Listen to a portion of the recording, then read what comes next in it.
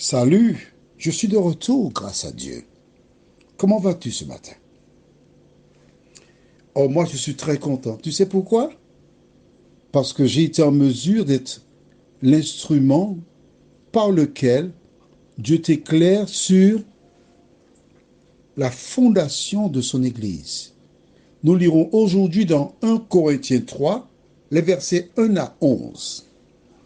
Cela dit, je me répète, si tu as une question, plus 596, 696, 889 393. Anciennement, plus 596 696 88 93 93. Lisons 1 Corinthiens 3, versets 1 à 11. Pour moi, frères, ce n'est pas comme à des hommes spirituels que j'ai pu vous parler, mais comme à des hommes charnels, comme à des enfants en Christ. Je vous ai donné du lait, non de la nourriture solide, car vous ne pouviez pas la supporter, et vous ne le pouvez pas même à présent, parce que vous êtes encore charnel. En effet, puisqu'il y a parmi vous de la jalousie et des disputes, n'êtes-vous pas charnel et ne marchez-vous pas selon l'homme? Quand l'un dit, moi, je suis de Paul, et un autre, moi, d'Apollos, n'êtes-vous pas des hommes? Qu'est-ce donc qu'Apollos et qu'est-ce que Paul?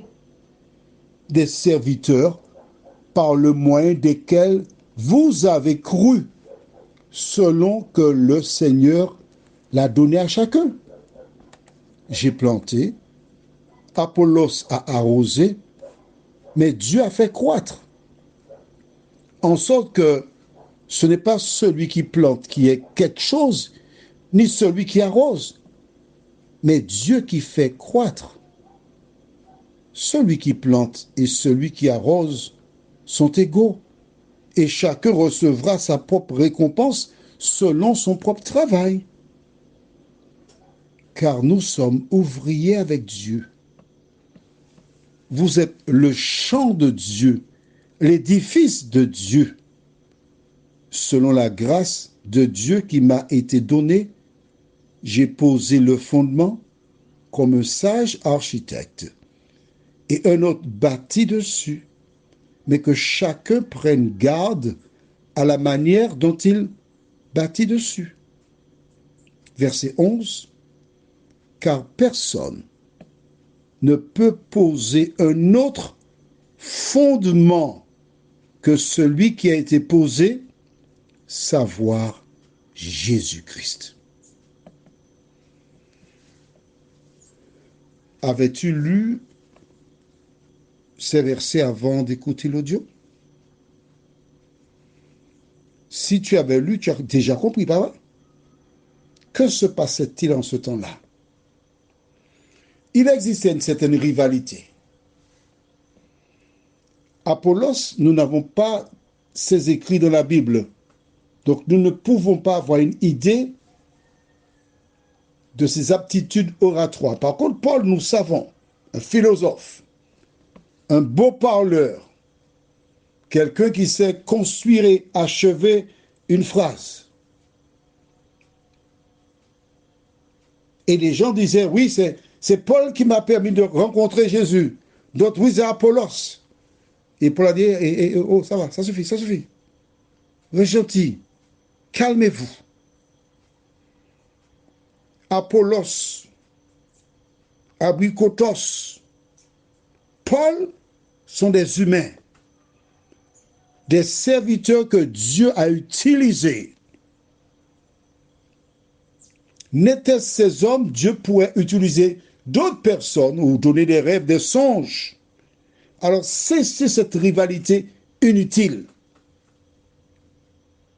Et quand il a achevé de s'exprimer, il rappelle, c'est le contenu du verset 11, car personne ne peut poser un autre fondement que celui qui a été posé, savoir Jésus-Christ. Le fondement de l'Église n'est pas un homme, mais c'est celui qui a donné sa vie sur la croix, afin que quiconque qui croit en lui ne périsse point, mais qu'il ait la vie éternelle. Est-ce que c'est clair pour toi? C'est bon? C'est parfait? Tu as compris que le fondement de l'Église, ce n'est pas Saint-Pierre, mais c'est Jésus-Christ. Ok, je sais que ce n'est pas facile pour toi, mais à la lumière de ces différentes références que nous avons étudiées,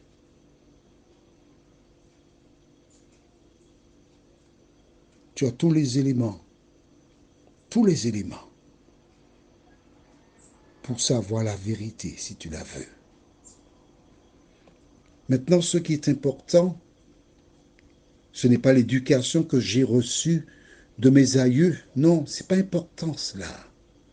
Ce qui est important, c'est qu'est-ce que Dieu attend de moi? Quelle est la vérité? Quel est mon devoir par rapport à ce que je découvre? Que dois-je faire de la parole de Dieu? Un jour, un homme s'est trouvé face à Jésus. Le peuple réclamait sa mort. L'épouse de cet homme, il est question de Pilate, lui envoie un message dans lequel elle disait « N'ai rien à voir avec ce saint, parce que j'ai été dérangé à cause de lui toute la journée. Cet homme qui se trouve devant toi n'est pas n'importe qui. » Mais le peuple criait « Crucifie-le ». Et Pilate, c'est bien lui, il s'agit de Pilate. Il avait un problème. Que faire de Jésus parce que Jésus était embarrassant pour lui. Sa carrière politique était en jeu. Il devait faire un choix. Et j'aime beaucoup cette chanson qui dit « Au tribunal, Jésus se tient. Méprisé, seul et sans soutien. » Pilate au peuple dit soudain « Que dois-je faire de Jésus? Jésus est embarrassant pour moi. Que dois-je faire de Jésus? » Aujourd'hui, la question est la suivante. Que fais-tu de Jésus? Là. Que fais-tu de la vérité? Prions. Notre bon et tendre Père céleste, combien nous sommes heureux de savoir que tu nous aimes. Merci pour la parole, la Bible, qui nous donne toutes les vérités. De nous aider à te réserver le temps afin que tu nous enseignes toi-même. Merci de nous fortifier, de nous vivifier, de nous conduire jour après jour, nous t'en prions, au nom de Jésus pour ta gloire éternelle. Amen. Que le Saint-Esprit scelle les paroles dans ton cœur et que tu puisses jour après jour t'appuyer sur la parole. Je te souhaite une bonne journée en te rappelant que si Dieu nous prête vie, s'il n'est pas revenu, on se retrouve demain matin.